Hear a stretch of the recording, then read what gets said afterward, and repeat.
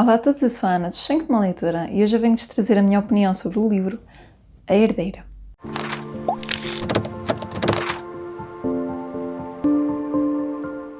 Este livro é uma edição das Coisas de Ler e é de uma das minhas autoras clássicas preferidas, chamada Louisa May Alcott.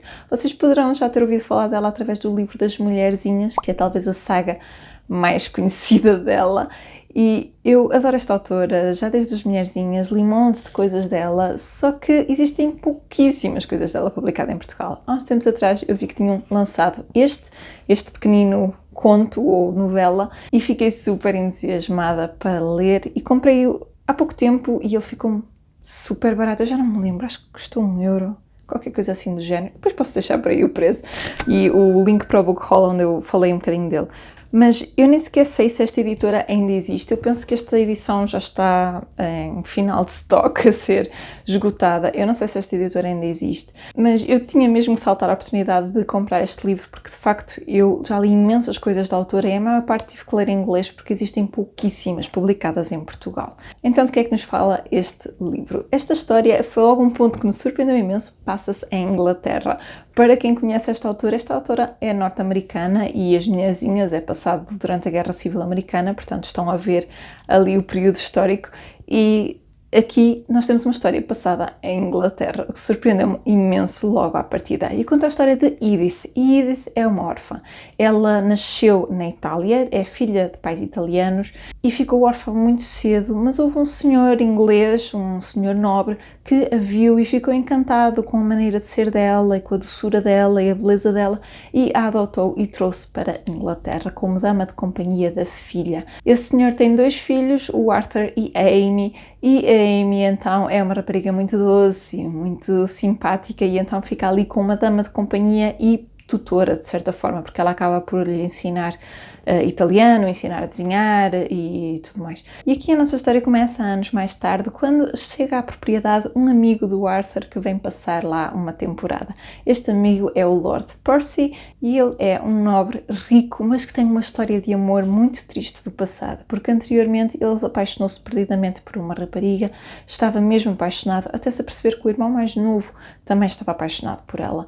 Então ele decidiu renunciar ao seu amor para deixar que o irmão ficasse com a rapariga. E assim foi, eles casaram-se, mas acabaram por mais tarde morrerem os dois e ele nunca superou aquele amor, nem nunca encontrou outra alma tão pura que ele quisesse amar.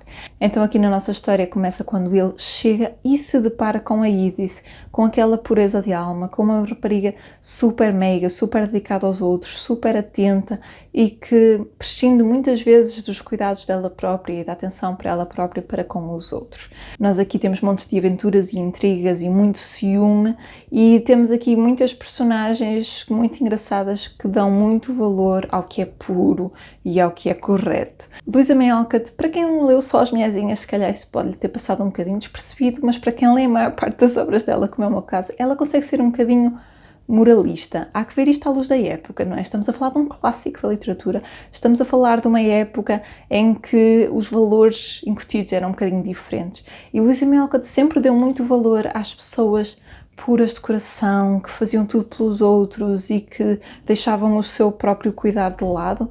E em montes de obras delas isso é refletido. Nós temos, por exemplo, Uma Rapariga à Moda Antiga, é muito falado disso, porque é uma rapariga mesmo à moda antiga, que trabalha, que é super dedicada, e temos montes de personagens, mesmo as Mulherzinhas, a Beth é um bocado assim, e nós temos montes de personagens nas obras de Louisa May Alcott que falam dessa questão moral, e aqui este livro, eu juro, eu não precisava ter o nome da autora, eu começaria a ler e eu ia-vos garantir que era Louisa May Alcott, porque é mesmo óbvio, é o estilo dela aqui muito, muito característico. Temos aquela coisinha de conto de fadas, assim quase Cinderela, de ela ser tão boazinha e prescindir de tudo, temos assim aquela coisa mesmo típica desta época e temos muito as personagens a darem valor às ações do outro, ao que o outro fez, e temos muito aqui a reflexão sobre fez isto mal, fez aquele pecado, e aquele pecado ficou-lhe aqui a corroer. Eles usam mesmo essa expressão, que era uma expressão também usada muito na época, não quer dizer que fosse pecado no sentido de religião, mas no sentido de falha, e aqui eles refletem muito, muito sobre isto. Esta é uma história extremamente curtinha. O título original é The Inheritance, portanto, a herança e não a herdeira. Eu teria preferido que eles deixassem o título original porque faria muito mais sentido, especialmente tendo em conta a última frase do livro, que obviamente eu não vos vou dizer qual é, mas há um trocadilho no final relacionado com isso, e eu penso que dizerem aqui a herdeira e mesmo a descrição que diz aqui na sinopse são spoilers. Eu não posso ocultar-vos o título, posso não vos dizer nada da sinopse agora que já li, mas posso-vos desde já dizer que são spoilers porque estas partes só são reveladas nos últimos capítulos do livro. O livro tem 129 páginas, portanto é uma coisinha mesmo muito pequenina, lê-se no instante. A minha ideia era ir lendo e apreciando, mas eu peguei no livro e não conseguia parar, eu li assim de um dia para o outro porque é algo que me traz muita nostalgia e muita alegria ler da minha infância. Vocês já sabem que eu adoro clássicos, sabem que eu adoro clássicos infanto-juvenis. Este caso, eu diria que ele é um bocadinho mais juvenil do que infanto-juvenil, mas fez-me lembrar, de certa forma, a saga dos 8 Primos e Rosa em Flor. Eu falo desses livros todos naquele vídeo que tenho dos meus clássicos infantis preferidos. Se não viram, vou deixar para aí o link nos cards, que vale sempre a pena espreitar.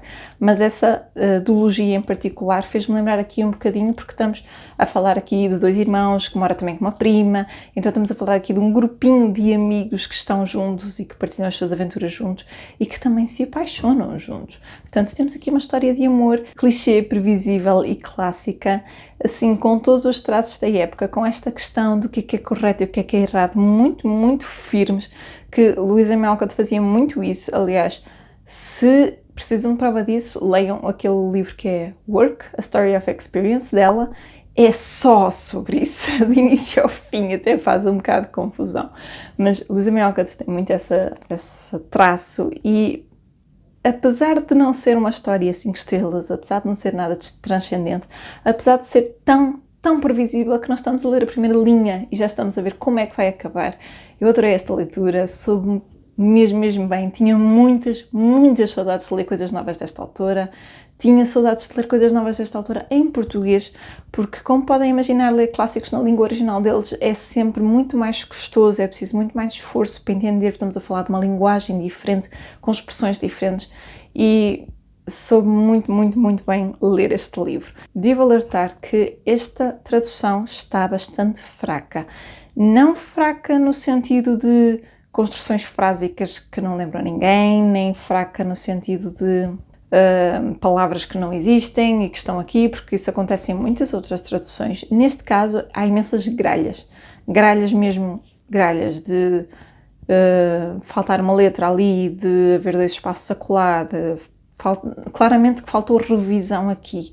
A nível de construção frásica, não notei assim nada do outro mundo, nada que nós não encontremos noutros livros e que estejamos habituados a lidar. Neste caso, achei mesmo gralhas de faltarem letras ou de palavras estarem feminino ou masculino. Aqui trocou um nome, coisas desse género. Por exemplo, posso dizer que há aqui uma personagem chamada Teresa, portanto, com H, e parte das vezes aparecia sem H e outras partes com H, coisinhas desse género. Portanto, é uma coisa que eu vos alerto, e alerto também para a fonte deste livro, que é uma fonte não serifada, e isso torna-se normalmente um bocadinho mais difícil de ler, porque as fontes serifadas normalmente são melhores para ler em papel impresso e estas para ler em digital, mas fez-me lembrar os livros infantis, que esses ainda usam este tipo de letra, e como é uma história infantil-juvenil, se calhar até foi propositado, não faço a mínima ideia. Mas fica esse aviso que esta edição tem estas limitações, mas se gostam de Louisa May Alcott, dê-lhe uma oportunidade. É tão doce, é tão previsível, é assim aquela leitura mesmo clichê, mas boa para descontrair. E eu soube mesmo muito bem ler este livro. Obviamente que não é um livro 5 estrelas, não é uma história transcendente, mas eu sinto que lhe daria 4 estrelas, mas eu vou dar as 4 estrelas e meia, simplesmente porque a pontuação também é influenciada pela altura em que nós lemos o livro e soube mesmo muito bem fazer esta leitura. E é isso, pessoal. Esta foi a minha opinião sobre o livro A Herdeira de Louisa May Alcott. Digam-me em baixo se já leram outras obras de Louisa May Alcott, se ficaram curiosos para ler esta, digam-me tudo aí na caixa de comentários. Não se esqueçam de deixarem um gosto neste vídeo, partilharem com os vossos amigos que são fãs desta autora e não se esqueçam, se acabaram de chegar aqui ao canal, de subscrever, porque é muito importante para fazer crescer este projeto. Não se esqueçam também, se quiserem adquirir este livrinho, que eu tenho links de afiliados na descrição do vídeo, para vocês não terem qualquer custo adicional, mas eu agradeço-vos imenso porque estão a ajudar aqui o projeto a crescer. Eu vejo-vos a todos no próximo vídeo. Até lá, fiquem bem e boas leituras!